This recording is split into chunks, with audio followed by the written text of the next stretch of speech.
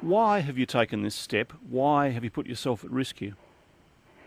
Well, you might say I've got tired of good legislation going before our state parliaments and being rejected by politicians who have no courage and no sense. There have been 16 bills gone before state parliaments in the last 20 years, and they've all been rejected. I had great hopes for the Tasmanian legislation last year, which was supported by the Premier and the leader of the Greens, but guess what? On a conscience vote, all 9 of the Liberal members of that Parliament voted against it. That was a political act and not an act of conscience. And that really just sealed the matter for me. I've also been a bit tired of what you might call living a secret life. Over the last 25 years, I would have given end-of-life counselling to well over 1,300 people in an open-ended way. That is to say, without any strings attached. I've listened to them carefully and understood their suffering, checked their state of mind very carefully, had a dialogue with them, and in all cases I've tried to get them as far along the road of life as I possibly could. But some of them had such severe suffering that I felt compelled to assist them, some of them in the way that I have done with Steve Guest. And Well, that isn't providing Nembutal, providing a drug. providing a drug, yes. So it's not just the Steve Guest case. You have provided this drug how many times? Well, it's hard to. I don't keep notches on my belt, Neil. It's quite a number. And have you administered the drug or just provided No, it? I've never administered a drug. Okay, but I don't believe, frankly, I don't believe in what people call voluntary euthanasia. That's a doctor delivering a lethal injection. In my view, if somebody's got sufficient suffering that they want to end their suffering by ending their life, then that's their responsibility. And there's no greater control over somebody being in that condition than them having to confront their own mortality and take that decision. And so I've advised people, I've counselled them, I've supported them, I've done everything I can to help them go on living. And in this context, this is very, very important. What I have found and learned from that experience is that if you give somebody control, if you give them medication, what you do is provide them with one of the most powerful palliatives that you can possibly give. It has a profound effect on the psychological and existential suffering that they have. Many people going towards the end of their life are living a life of fear as to what is going to happen to them. Their suffering is bad. They know it's going to get worse. So it's a fear about the nature of their death rather than death. Exactly, exactly. And so if you can give them control, it's just incredible. I've been with people when I've given them medication, and you can just see the most profound change in their persona, if I can call it that, from somebody who's slumped, crushed, just reeking of anxiety, frowning.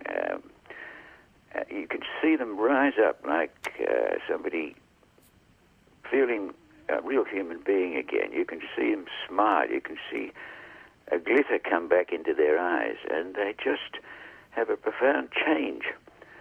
And that, I think, is good medicine. Have you, do you believe, broken the law here? Well, this is the interesting thing. The law is incredibly opaque. All it says, it's a criminal offence to aid and abet suicide. Now, I believe I'm providing good medicine for these people. My intention is not to aid and abet their suicide. That may be the individual's intention, that they are going to end their life, but I can't actually predict that. I foresee that I'm giving them that opportunity. But you know, in a number of cases that I've given medication and it's never been used, and that gives me great joy. It's also an observation from Oregon, where this is legal, that in 30% of the cases where medication is given, it's not used. The fact that a person has the medication is of itself of profound benefit, not only to the people who have the medication, but if you've got a law, it's a profound benefit to other people who know they can use that law if they need it. Do you want to be charged? Do you want to bring this to a head? Do you want the police to come knocking? Well, in one sense, I do. In another sense, I don't. I recognise it would be profoundly stressful circumstance. But sometimes, and in fact, when you come to the history of medical actions around death and dying, many, many of the decisions and the practices that we use today have come about through court decisions, not through a set of legislation in parliaments.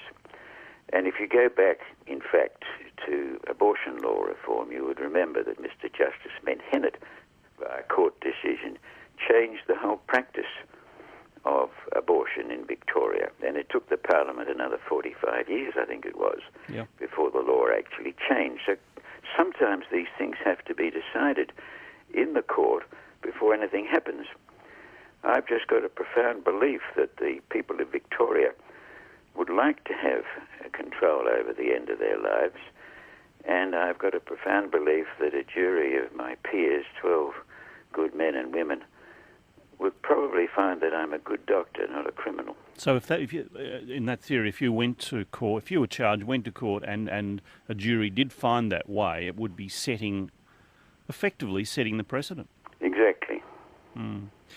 Do you have trouble getting medication that you're giving the patients? It's extremely difficult. How do you get it? Pardon? How do you get it? I'm not prepared to talk about that. Okay. But it isn't just a matter of writing a prescription or something, obviously. No, it's not a prescribable drug, unfortunately. Are you breaking the law in that area? Well, I'm not sure about that.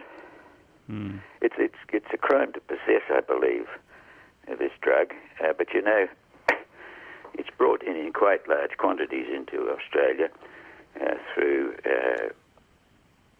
it can be ordered over the internet. It can be brought in through customs. Customs do try and obtain it. In fact, there was a report a year or two ago that they'd actually confiscated 900 kilograms, I think it was, of the drug. That tells you how much is being brought in. A lethal dose is about 9 grams. But none of those people are ever charged. I talk about a benign conspiracy in relation to these events. I'm sure the authorities know that I have been helping people over the years. I've been investigated by the police 9 times over various matters. But they're happy to let the status quo exist, provided nobody makes a complaint. Now, I think that's very bad for the practice of law in this country.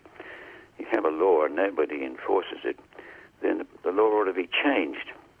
I think it was Abraham Lincoln who said something to the effect that law is only effective to the extent that it is supported by the populace. Steve Guest, who I did interview at the time back in 2005, and there's no doubt what his feelings were, but have you spoken to his family about this case? Are they happy for it to be... Yes, indeed, I have. And they're happy for this to be used as a bit of a cause now? They supported Steve, and Steve wanted himself to make a contribution, and this is part of his ongoing contribution. Okay. Thank you for speaking to us. A final, I know you've been campaigning about this for a long, long time, so have I. Do you think there is a genuine chance of achieving something this way? I don't know. Time will tell. Of course, what I would like to say, Neil, is that it would be far more productive for the authorities, instead of charging and prosecuting me, to put this matter before the Victorian Law Reform Commission and get some serious debate by serious independent experts on the matter, get some recommendations to the Parliament, as happened with abortion law reform. In many ways, going through a prosecution and charging me would be an expensive process, and there are far better ways of dealing with it. Politicians are frightened of this. Do you think the public is? The public?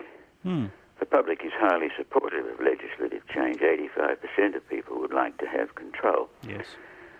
And why the politicians don't recognise this and respond to what the public want, well, I think it's the fear of the religious right and their opposition to any political group who were bold enough to do it. But in fact, I'm convinced that a party which did propose such legislation would be heavily supported by the public. Thank you very much for your time. I appreciate it. Not at all. Goodbye. Dr Rodney Syme.